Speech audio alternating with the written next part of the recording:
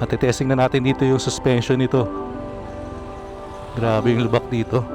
Sobrang agile and nimble itong PCX 160. Magiging mas sporty yan, di ba?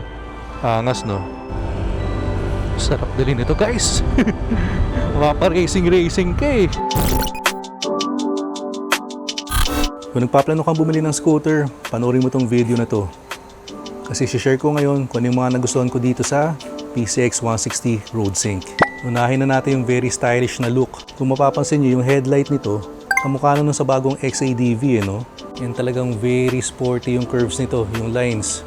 And gusto ko rin na malapad siya tingnan, kaya talaga may presence ka rin sa daan pag ito yung dala mo. And syempre, i-next na kagad natin yung RoadSync.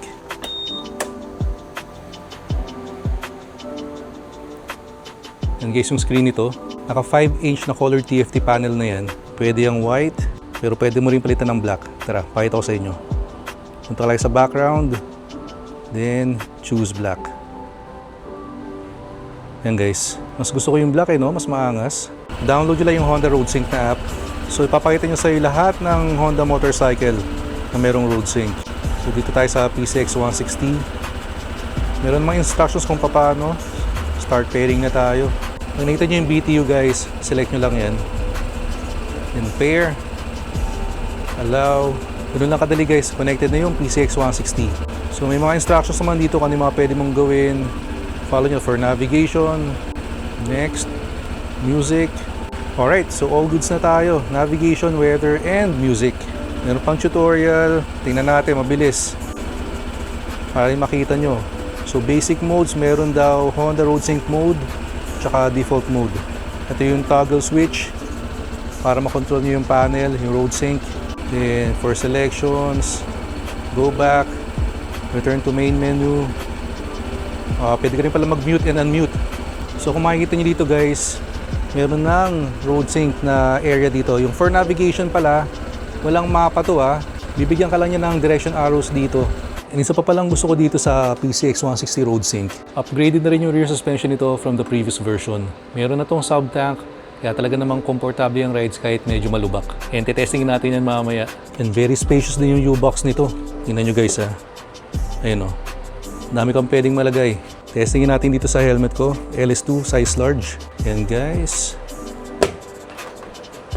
And nalock naman Kasyang kasya. And guys, all LED na rin pala yung lighting nito So headlight, daytime running light, pati yung tail light mo. I-hazard din natin. So ganyan ang itsura ng hazard, signal light. Ito naman sa likod, integrated na rin sa tail light. And guys, 8.1 liters na rin pala yung fuel tank capacity nito. Kaya goods na goods sa mga long ride. May front ABS na to. Pero guys, single ABS lang to. Wala sa likod, harap lang. Pero don't worry kasi meron naman tong HSTC or Honda Selectable Torque Control.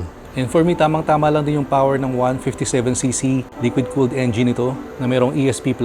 And sobrang tipid rin ng fuel consumption nito at 45 km per liter. Pero syempre guys, yung fuel consumption depende na sa riding habit nyo yun Pero for me, isa sa favorite trait ko itong Honda PCX 160 RoadSync is yung handling nito. Very sporty and agile. Kaya tara, ride na muna ulit.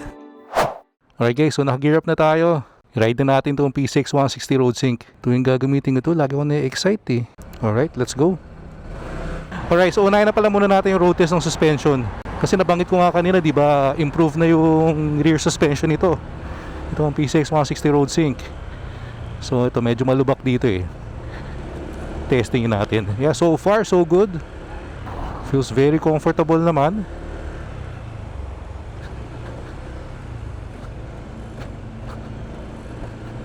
Kayang-kaya naman. Pero may matindi pa doon sa bandang unahan Ito na guys, ito. Matitesting na natin dito yung suspension nito. Grabe yung lubak dito. Idaan natin. Right? Ang kayang-kaya naman guys. Wala naman ako narinig na lumagutok or kahit Very smooth. So confirmed, goods na goods ang suspension nitong bagong PCX 160 RoadSync. Ikot-ikot lang tayo kasi talagang favorite ko dito sa PCX. Sabi ko kanina yung handling. And para sa akin, very comfortable din yung stock seat nito Kasi sa ADV 160, medyo natigasan ako dun Kaya pinalitan ko ng camelback. Pero dito sa PCX 160, parang stock pa lang, goods na ako. May ramdam din akong backrest. Ayun, nakakasandal ako. And hindi ko rin pala na-mention kanina, mayroong passing light switch tong PCX dito. And bihirang-bihira sa mga scooter yun. Yung sa ADV natin, pinabutasan ko pa yun Nagpakabit ako ng passing light switch. And gustong-gusto ko talaga yung styling and lines itong PCX 160. Malapad siya tingnan pag nakaupo ka And ang lakas din ang dating sobra nitong body colored na handlebar cover. Pero guys, sa road sync version lang yung naka body color Kung hindi road sync yung bibili mong PCX, color black lang yan. Kumbaga ay plain lang. And syempre pwede ka rin mag-extend ng legs dito sa PCX. Ayan So pag ganyan, pag naka-extend, ito naman pag naka-normal na upo. So kasi nasayang na magkaiba yung posisyon ng paa ko pag nag-ride. Kaya nagulat ako, may mga nakapansin pala nun sa iba kong video. May mga nag-comment na ganun din daw sila. Pag sinakyan mo tong PCX, talagang mararamdaman mo comfort For me, yung height ng handlebar, tamang-tama lang din. Tamang-tama yung taas, hindi siya sobrang baba. Kaya relax din yung arms mo tsaka shoulder. And again, sabi ko nga kanina, talagang sobrang agile and nimble itong PCX 160. Mag-e-enjoy kang gamitin to. Lalo na kung pure city riding, urban riding. Talaga magsha-shine tong PCX. Hindi ko pa yata na-mention, sobrang baba rin ng seat height itong PCX 160. Kaya para sa mga riders na medyo kulang sa height, pwede to. Pasok na pasok to. Teka, palitan lang pala natin yung panel. Naka-bar tayo ngayon Gawin muna natin mas sporty yung panel. Punta lang kayo sa display ulit. Then yung display type, naka-bar tayo ngayon Piliin nyo yung circle. Magiging mas sporty yan, di ba? Angas Kaya yung isa pang maganda dito sa PCX, pwede mong palitan yung style, yung itsura ng panel. Pwedeng bar, pwedeng circle, pwedeng simple lang. Pwedeng black yung background, parang ganito. Pero pwede mo rin gawing white. So kung ikaw yung mabilis manawa, pwede mong palit-palitan from time to time. Sarap din ito guys. Mapa-racing ka Pero teka, baka sabihin nyo naman puro maganda yung sinasabi ko. Well, kasi totoo naman, talagang yung mga observation ko na yun, talagang yun yung mga nagustuhan ko na legit meron sa PCX 160 Road Sync. Pero syempre meron din naman tayo mga ayaw dito. Tara, pag-usapan din natin yun para naman sabihin nyo objective tong review na to. Unang-una na ayaw ko dito is yung fairings. Meaning, pag magbabaklas ka, kunyari magpapakabit ka ng MDL o kaya ng busina, mag-upgrade ka. Sa ADV kasi tinatanggal lang yung harap na fairing or panel. Dito sa PCX, ang alam ko, pag magbabaklas ka ng fairing nito, buong fairings, yung lahat talaga, hanggang likod. Kahit sa harap yung ikakabit mo na accessory, di ba, MDL, again, busina, tanggal lahat. Hubad na hubad yung PCX. So, yun lang ayoko dun kasi parang nakakatakot na pag every time na may ikakabit ka, babaklasin lahat. Siyempre kung panay baklas, mayroong tendency na baka mayroong clip na mabali, di ba? Hindi natin masabi.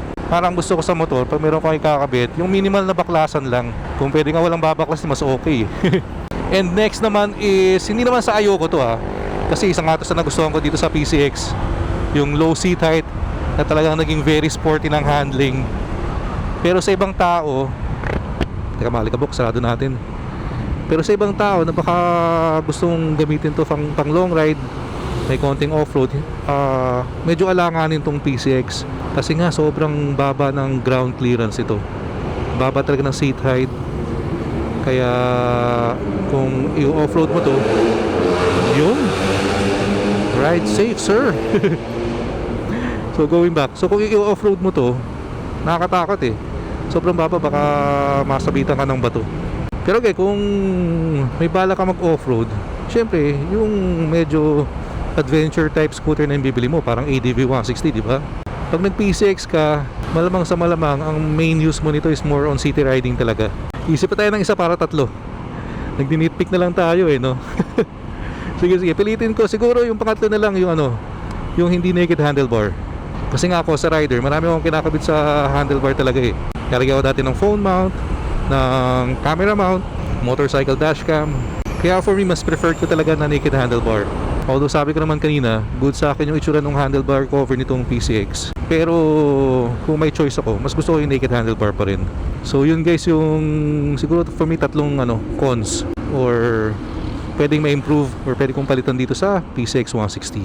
Doon sa mga owner na ng PCX 160 road sync ngayon, kung meron kayong mga gusto ayos sa scooter nyo, pa-comment din naman dito sa video para mabasa rin ng mga ibang naghahanap or nagko-consider bilhin tong scooter na to. Alright, so sana nakatulong tong video na to sa mga nagde-decide kung bibili ba ng PCX 160 road sync. And kung nakatulong naman, baka pwede rin humingi ng small favor. Kung hindi ka pa nakasubscribe sa channel natin, please click the subscribe button below and like and share the video. So maraming salamat sa mga sumama sa quick ride natin today, sa mga nanood ditong review. Kita kayo sa next one. Ingat kayo lahat palagi. Always ride safe. Peace out.